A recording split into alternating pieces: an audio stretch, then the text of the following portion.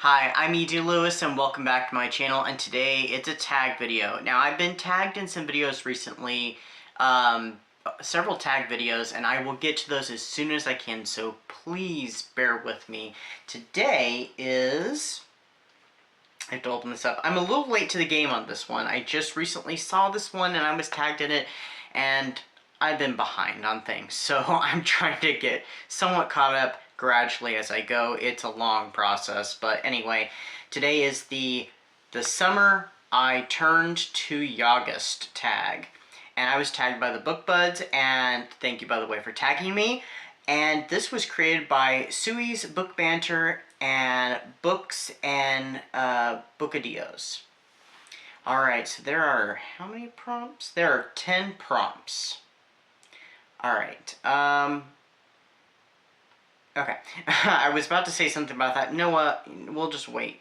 Alright, so number one is, never have I ever read YA books. Why not? Or why do you read YA literature? I do read YA books. I think part of it is because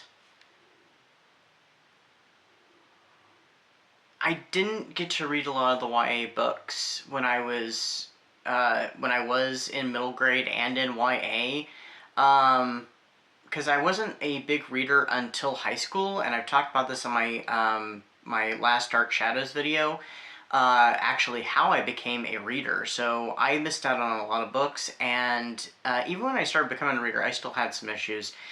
But yeah, I think that's a part of it that I've missed out. And then there are so many great stories that are YA that, you know, still interest me, even though I'm, you know, way past YA age. But then again, there are lots of people that read YA. Adults read them as well as young adults, and even people in middle grade as well, which is why I mentioned it earlier. So, you know, there are a lot of great books out there that are YA. I know it's not everybody's thing, and I can understand that, but they're books. So, I mean, why not? If they're well written and they got fun or great stories, not all of them are great, but there are a lot of them that are fun. Why not?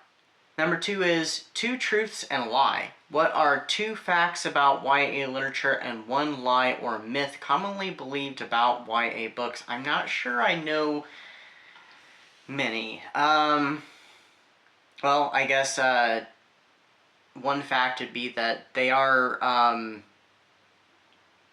their target audience is, you know, young adult, kind of teenager to, I think, even early 20s, technically, for one. Another fact.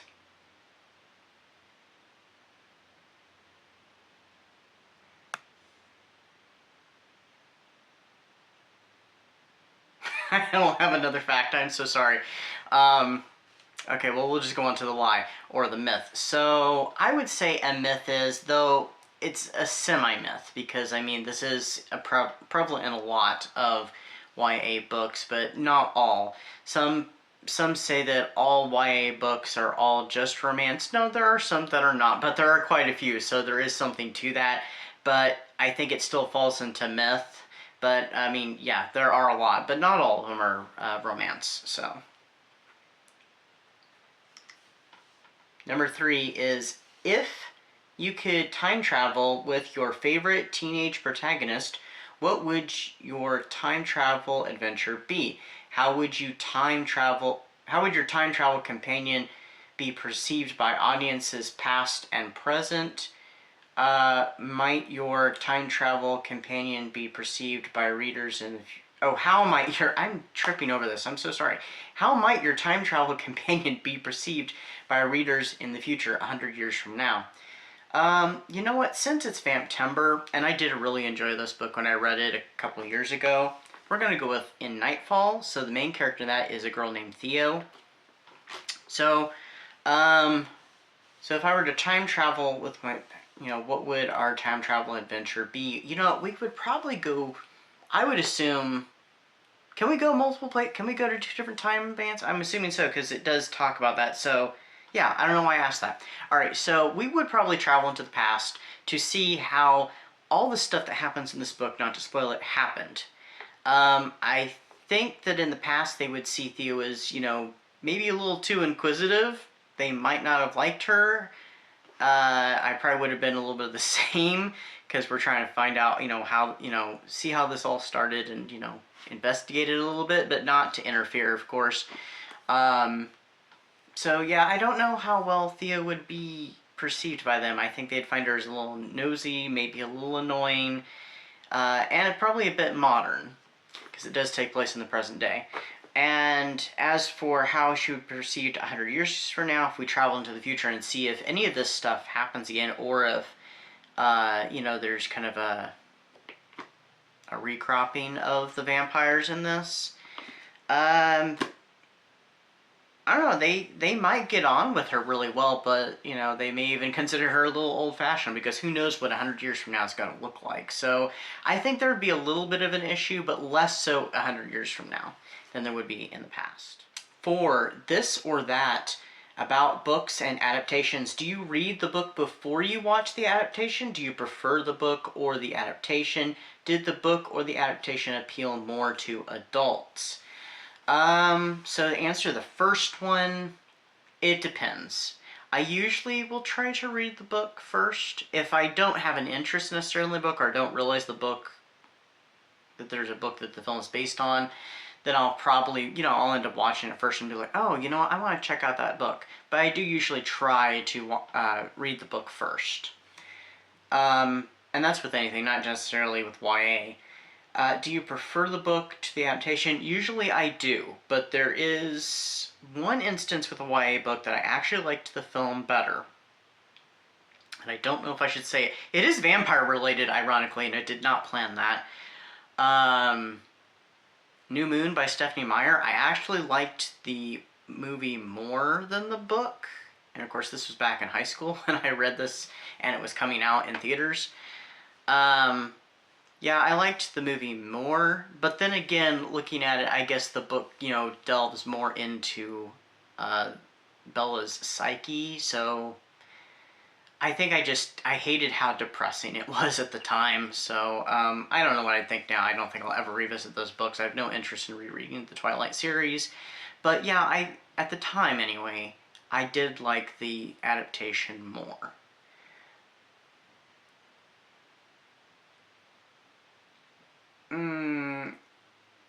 Did the book or adaptation appeal more to adults? With that, I honestly couldn't say.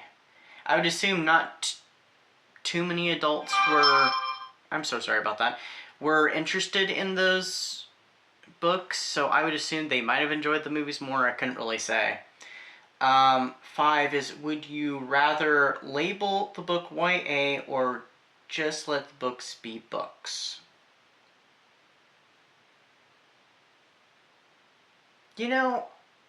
As much as I do like the YA label, I think I would probably just let the books be books. I mean, the YA label I see is, it does have importance because, it lets the audience know that, it is specifically a book for teenagers.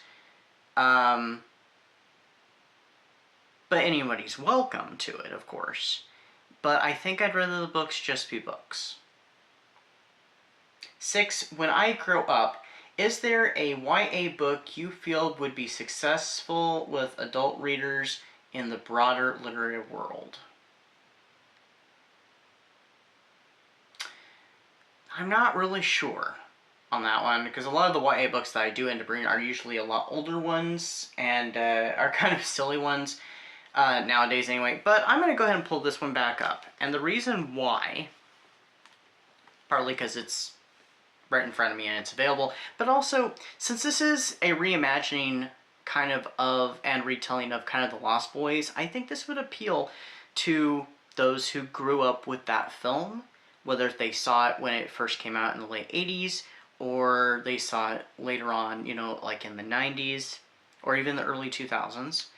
I think this could still appeal to the adults that grew up watching The Lost Boys and loving The Lost Boys. So, I would go with this one. 7, The Wild Wind Blows. What was your favorite YA book when you were a teen? Viewers can leave... Oh, okay. This is for viewers. Viewers can leave a wind emoji if they love the book you named as your favorite. So, I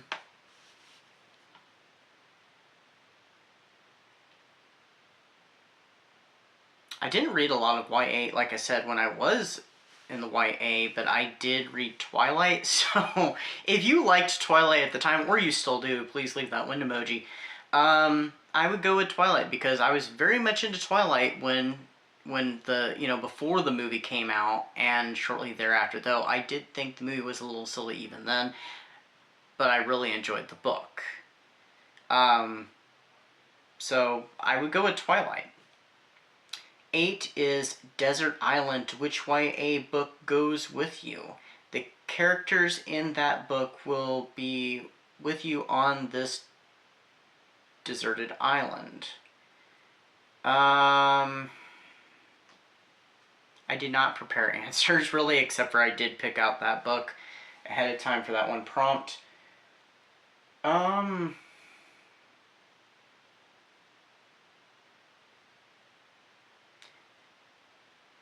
I didn't pull the book down. It is behind me though, and you can kind of see it right here. I would go with Belladonna by Adeline Grace. I really love that book this year. It's one of my favorites so far for the year. Yeah, I would pick that because I would like Signa to go with me, as well as Death, because I think they would both be, they could both very much help me survive, and I could help them. Maybe we could figure out how to get off of this island in some way. So yeah, I would take that book with me. And 9, oh, there is 10 of them, but hold on. 9, Taboo. Describe the YA book you think everyone should read without saying words in the title or naming the author. Have the viewers guess the book first without checking the description box for the answer.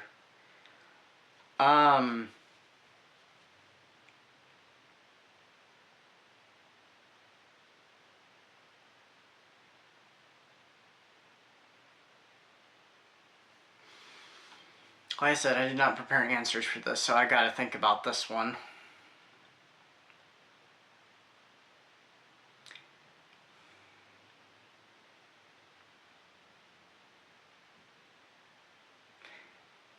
We're gonna go with a semi-convenient answer. So, how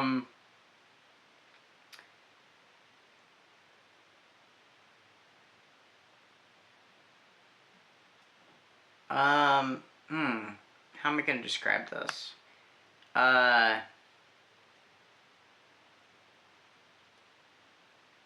Town rolls up its sidewalks at nightfall. Beach parties, beach parties, separate thought. Family drama.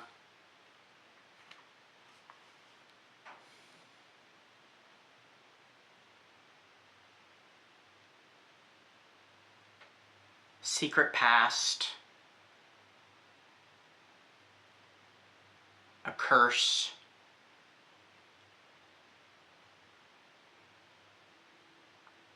Teen heroine. A teen heroine.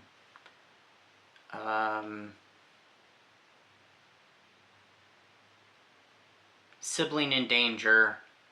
Grandmother has the answers. That's all I'm gonna say. The book will be listed in the description. So, and number 10, I don't even have to look, is Tag Your It. So I'm really late to this because this was supposed to be for August. So if anybody does want to do this tag, please feel free to go ahead and do the tag. You could be late just like me. If you want, and you can remember to do so next year, do it for next year. But that's what I've got for you. Basically, mostly was winging this one for the most part. So I've been trying not to do that recently, but anyway. But I do have more tag videos coming up. I may have to pre-film them and stick them in where I can over the next couple of months. I have not forgotten about those tags. So anyway, thank you for watching, and stay safe, stay spooky, and I'll see you then. Bye-bye.